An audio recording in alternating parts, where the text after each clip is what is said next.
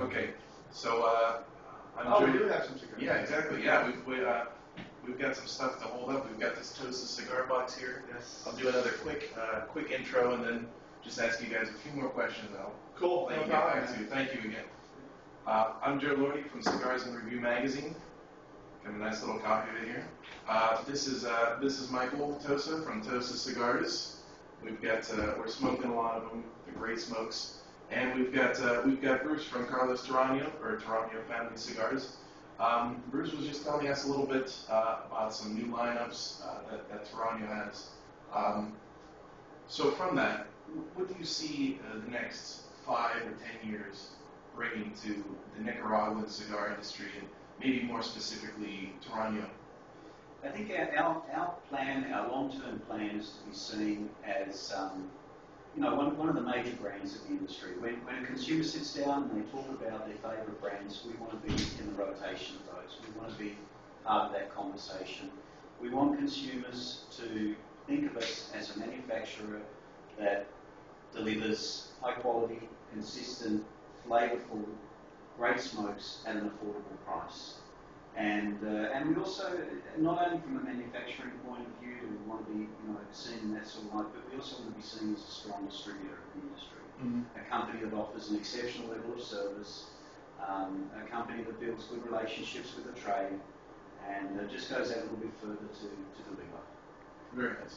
And now, Michael, if you'd be so kind as to explain, what do you see on the horizon when it comes to your brand, when it comes to Tosa Cigars? Well, in the short term, definitely. In the short term, I mean, like the next year or two. We definitely plan on being at the trade show next year. Mm-hmm. And we want to have 2 lines within the next. Sorry, guys. we want to have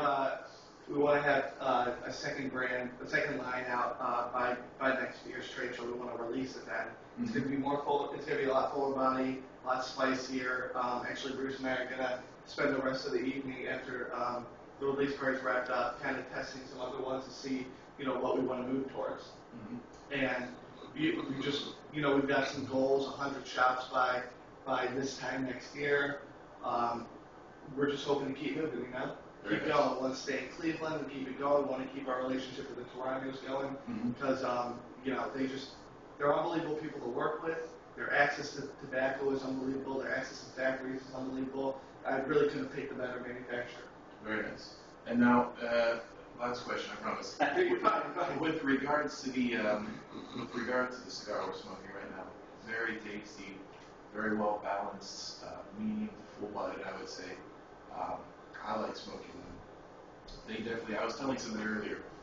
I love to smoke Cuban cigars. I love to smoke cigars from all over the world, but specifically, with the way the cigar industry is going now, there's plenty of good cigars. There's plenty of great run-of-the-mill cigars, but very few of them, to me, really stand up, and especially for somebody that smokes as much as I do, or to our readers, if you smoke 1 cigar a day, or even a couple cigars a week, there's a lot out there to try, but it's hard navigating through. So to find a cigar, to me, this really sticks out. I love the taste, I love the flavor.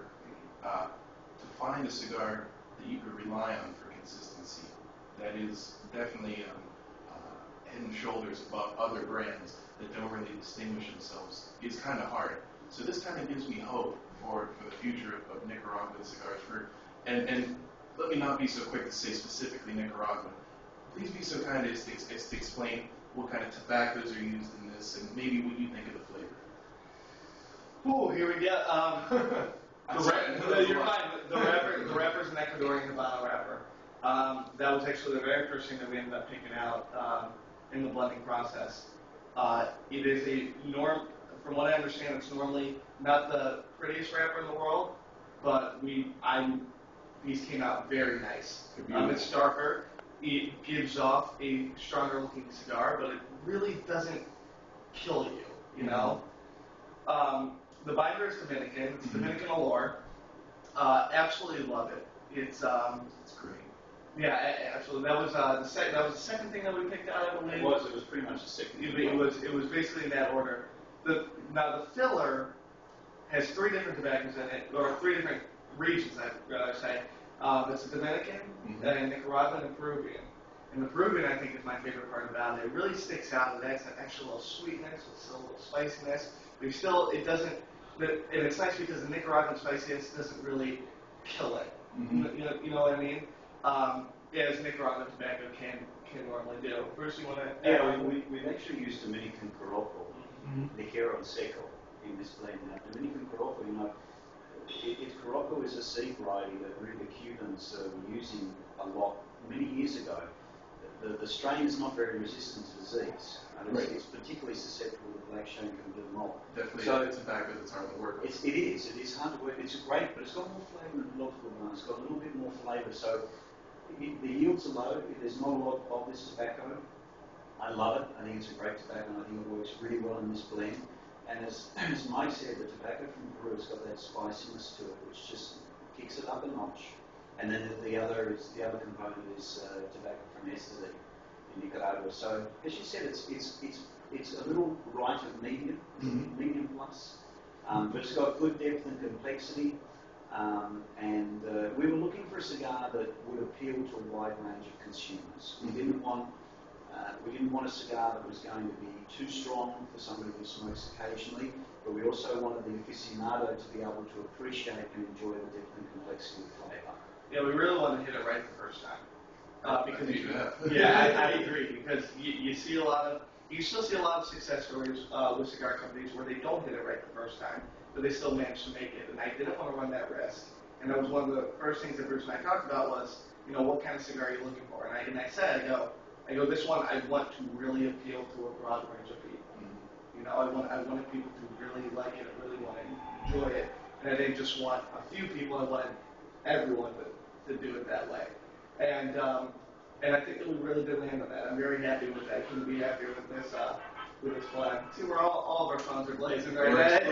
We're all exploding. Well, perfect. Gentlemen, thank you so much. Absolutely. Hey, thanks. Thanks, Bruce. Pleasure. Thank you, Joe. All right, excellent.